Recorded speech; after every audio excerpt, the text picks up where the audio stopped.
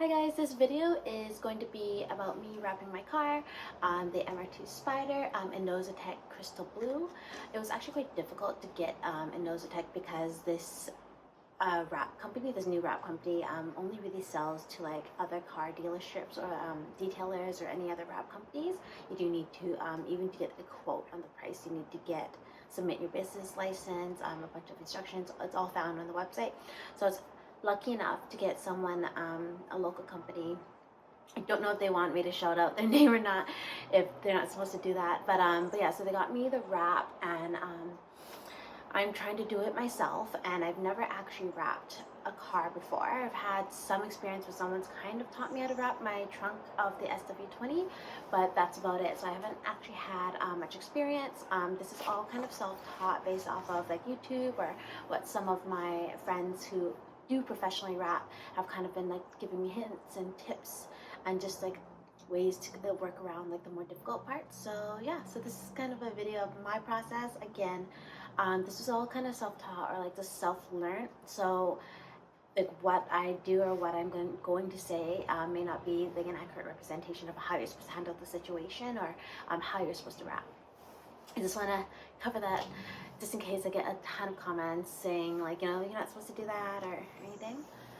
It's been a while since I started working on the wrap of the car, and a lot of you that follow me on Instagram kind of know how long I've been working on it. And the reason why it's been taking so long is one, I work full-time, two, I also take classes. I'm doing another certificate in addition to my finished degree that I graduated back in like 2017. So I'm taking classes there a few times a week, and I also do competitive cheerleading. I have done so as long as I've worked on cars the last 10 years, and that practice takes like a few times a week. So I mainly only have like 1 or 2 days a week if I don't do anything on the weekends, where I have a big chunk of time. And as you guys are going to see, prep work for wrapping takes a long time, and it's really hard, especially when like if it's raining in Vancouver, which it most often is, or like if I'm not done at my prep work and I have to go and do something, another commitment, then I have to redo all the prep work again. So there's a huge chunk of time that's required per panel that you need to wrap. It's so much easier if you had like an indoor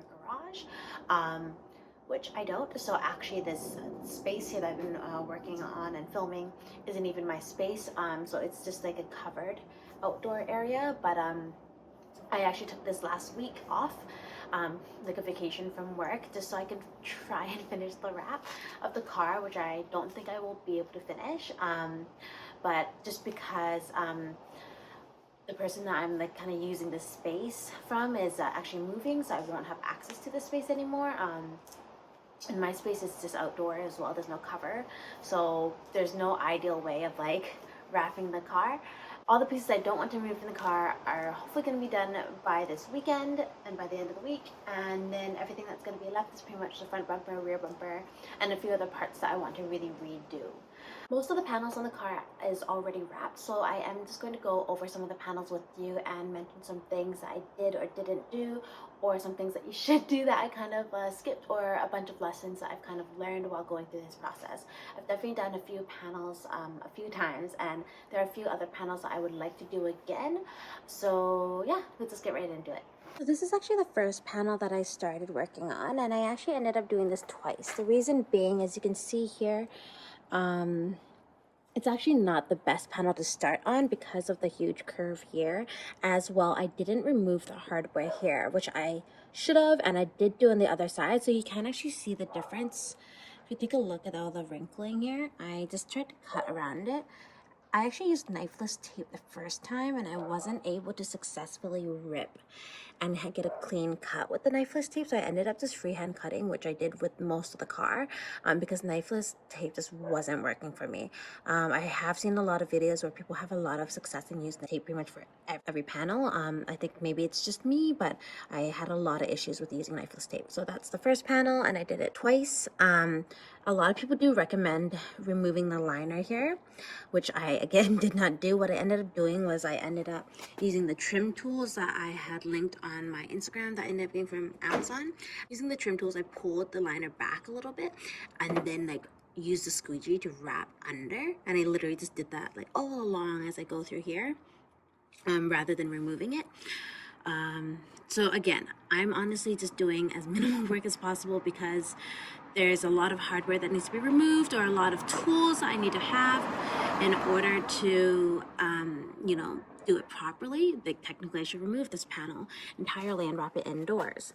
But yeah, also just a note, because I am wrapping this outdoors, something to recommend is to sweep up the entire area, as well as spray like water all over the floor, and then to spray your floor with soapy water, and that way the dust kind of doesn't pick up again as it dries. I started doing this in the summer, so it got really hot, and unfortunately a lot of dust particles do come up underneath the wrap, which I will show you in various parts of the car. The second panel I ended up doing was a door, and the door was a little complicated because I had to figure out how to take off the door handle and then also the mirror, which turned out to be a little more difficult than I had expected. There are some YouTube tutorials, but I'll also be going over that when I take off and wrap the other door on the other side today. So you can see here, this mirror is not actually that great. I had a lot of issues wrapping it. This, I think, took me 2 days on or off, you know, it's kind of like while I was watching something on Netflix indoors. So I removed the mirror, and you can see here, I didn't do what I was supposed to do. The first time I just tried to use one piece, and that was not the best idea. The second time, after getting some feedback and advice from other people, I used 2 pieces, but because I'd already wrapped the outside, which actually looks okay, I didn't want to redo it, which I'm gonna redo it anyways. I tried to do an overlay here, which really didn't work because at this point I heated the wrap and vinyl so much I just kind of got really wrinkly here. I did have to do the base here. I wasn't actually able to successfully remove these 2 off of each other, which I'd also called for a lot of help and assistance online, but I didn't really get any good feedback or way to take it off. So I did just wrap this. You can see here there's some paint underneath that had kind of rusted away, so this is just from my old paint. But I wrapped this, and I just kind of like used my IKEA membership card, like the thinnest card I had in my wallet, and just like pushed the wrap in here.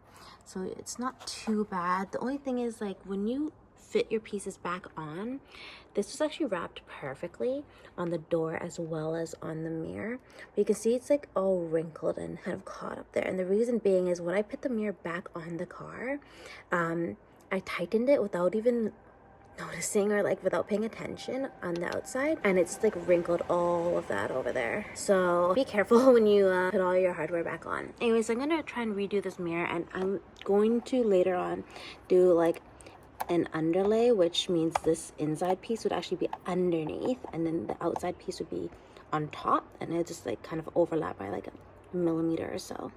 Sorry for my nails, guys.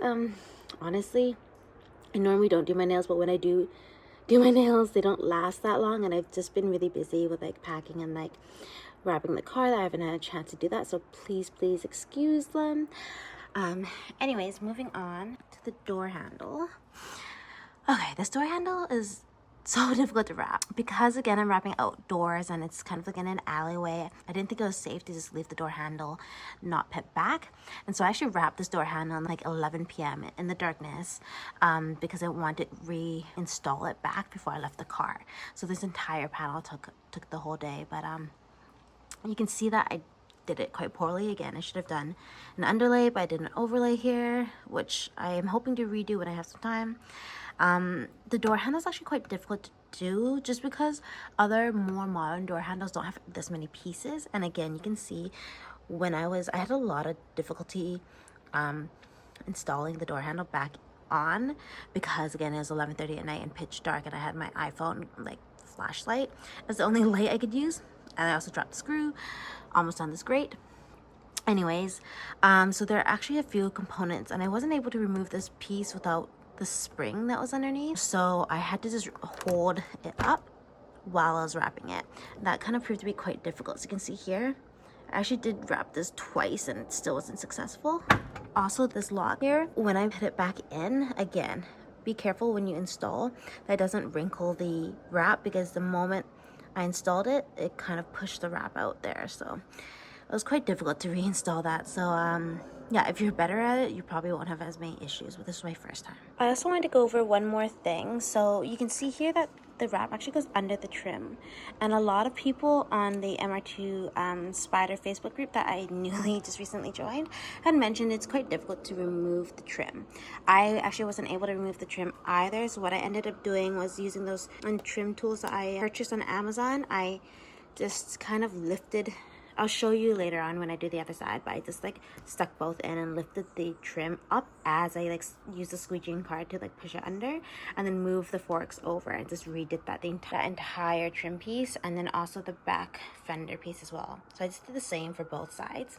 Honestly, again, a lot of the work that I'm doing is just trying to not remove as much as I can, but that comes kind of with some sacrifice and some quality. So here you can see I just kind of tucked it in incorrectly and it folded, and because of the limited space I wasn't able to fix that fold, but other than that it's barely noticeable. This is actually the third piece that I had wrapped. It was a little more difficult because of this gas tank cover and also the side vent. I have some picture that I posted on Instagram, just the process and like the steps. I think it was like 11 steps to wrap it. This was a little difficult. What I ended up doing was not removing the lid. I actually cut around it here. I tried to use knifeless tape the first time, and again, as I mentioned, knifeless tape did not work, so I cut around here like with a 1mm gap, and then I just like tried to pull the lid open out of the wrap, and then I just cut it again. So that was, and then I did the wrap separate.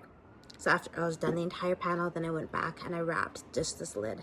And I didn't remove it from the car because it looked quite difficult and I wasn't able to. Yeah, so the side vents, I actually have a separate video where I wrapped it with carbon fiber. You'll notice that this panel here kind of goes all the way down a little further. So just be careful when you are measuring and cutting your pieces. I always cut 3 inches extra on all sides, but just be careful when you're measuring your panels that you're actually measuring to the very farthest that you can, or that you're that you will be needing to wrap. And just also be wary, it does go all the way down. The little bumpy areas here was actually quite difficult to wrap. I did have to use some of the 3M sealant that I can link. It was pretty helpful. Again, a lot of people tend to remove the liner here, and I didn't. I did the same technique, which you can see at some points is failing. But I just tucked it underneath the liner using like the trim tools, and then used the squeegee and tucked it under. So you can see here it's kind of coming out. So for the most part, it's okay. For the trunk, if you take a look again on my Instagram, I had a few stories where I kind of showed the process of it, but I just measured the entire panel again. Oh, before that, I took it off the car actually, and taking off the car, there's just 4 bolts here, or 2 on each side, as well as there's a little clip here that connects to the light, and you have to actually, I wasn't able to remove this pin, but if you can remove this pin here, and then there's a clip here, and you just have to unclip that, and then also unclip it from the car. If you can see, there's a little white clip that was actually a pain to remove. It's obviously easier if you remove this weathering material, but you can just use like a little alligator screwdriver and push it on each side and remove this white component, as well as unclip it. You're gonna remove the white component and unclip these 3 clips here, and that way you can just take this entire cable off, and then you'll take the engine lid off with this, as well as undo the 2 bolts here, and you'll see that I kind of messed that up. Anyways, okay, so to remove the engine lid, you're gonna need to do the 4 bolts, plus remove the clip here, and that is connected to this light here. You're going to need to remove this light here, and in order to do so, you'll need some trim tools and just kind of like pry it off, but only after you take off this here and this, as well as just kind of detach this, which is not really necessary, but necessary to take the engine lid off your car. Also ended up wrapping this little engine lid drip tray here, the other side, the side that you can see, and in order to do that, you need to take off this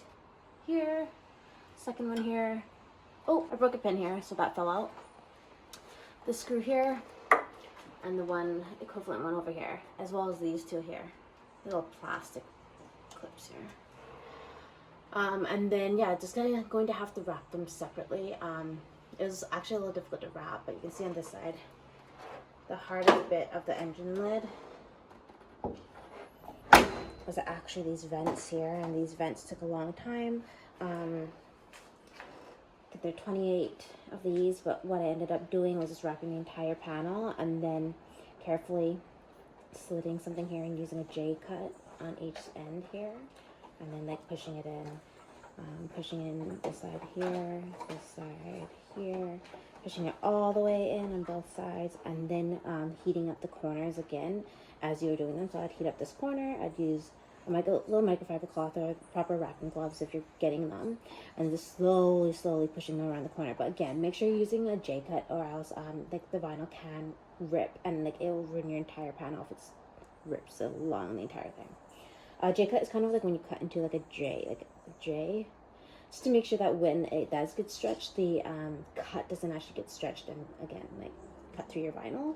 So that took a lot of time and precision, so just take your time with the vents. Okay, so similarly to the other side, this panel, actually I did take off the liner, and that's only because on the MR2 Spyder forum, it actually said you need to take off the liner to access the antenna, which you do not.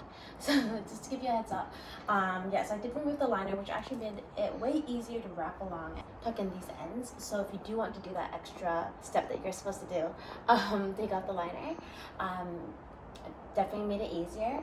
But yeah, to access the antenna and remove this bit to wrap around it, you actually don't need to remove the liner at all. You can use a screw, or sorry, don't use a screw.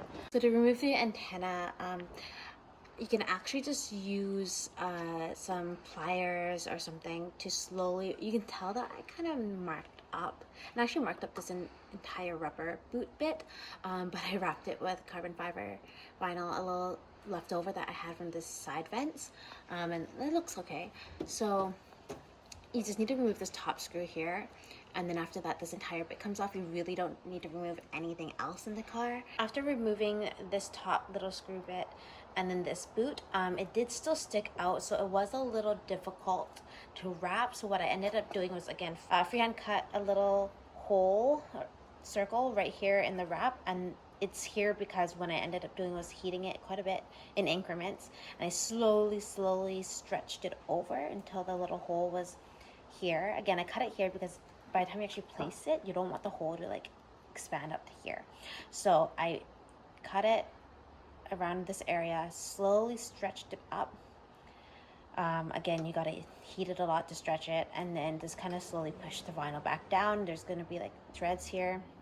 Once you like fully push it down and kind of wrap and like solidify this bit a little better, then I just freehand cut hole inside. After that, once you put this on, like, it looks fine, so it's not too noticeable. Again, with the side panel, you can see I just had removed this. The way to remove this was there are two clips here, one clip up here, and then three little clips here. I actually broke some of mine when I took mine off, so it's going to be really easy to take this off. But you want to use some trim tools and just stick three, or just like to get the three clips here. You can tell that I broke a few of mine, and that way it's going to be way easier to take off. And then you're going to pull up here because there's a clip here, and then just gonna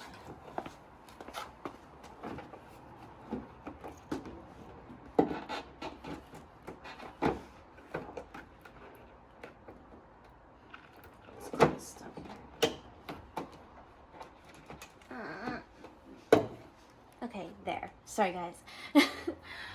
So yeah, so as I mentioned, there is a clip here, a clip here, clip here. So three, actually, my bad.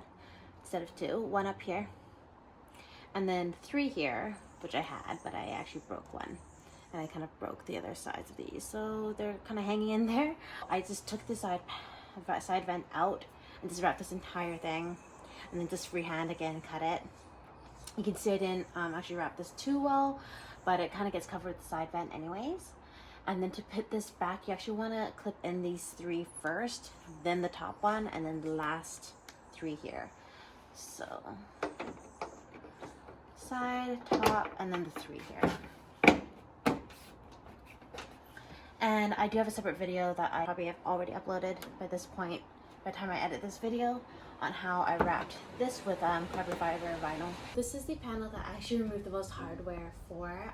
Well, the one light here was actually a little difficult. What I ended up doing was just using the tools, again the trim tools, and then like prying both sides out, and then you can actually, there are some clips as well, and then you just kind of pull this entire component out. You can take out the bulb.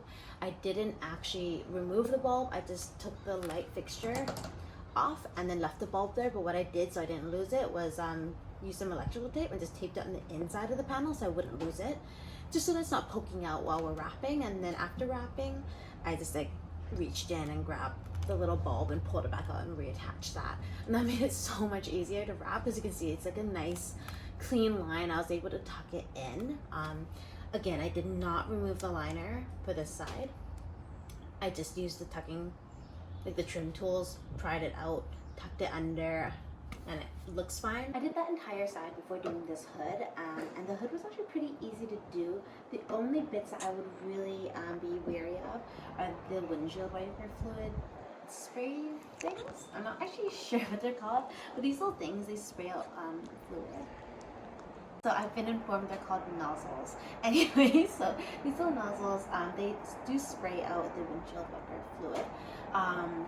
So I did read online how to take them out, and I didn't really think it was worthwhile to take them out.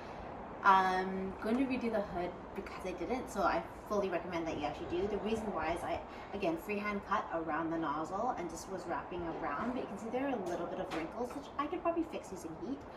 But someone had mentioned that once it starts spraying fluid, if there's any residual fluid that's kind of leaking out, it could get underneath the vinyl, and that could actually affect the vinyl later on.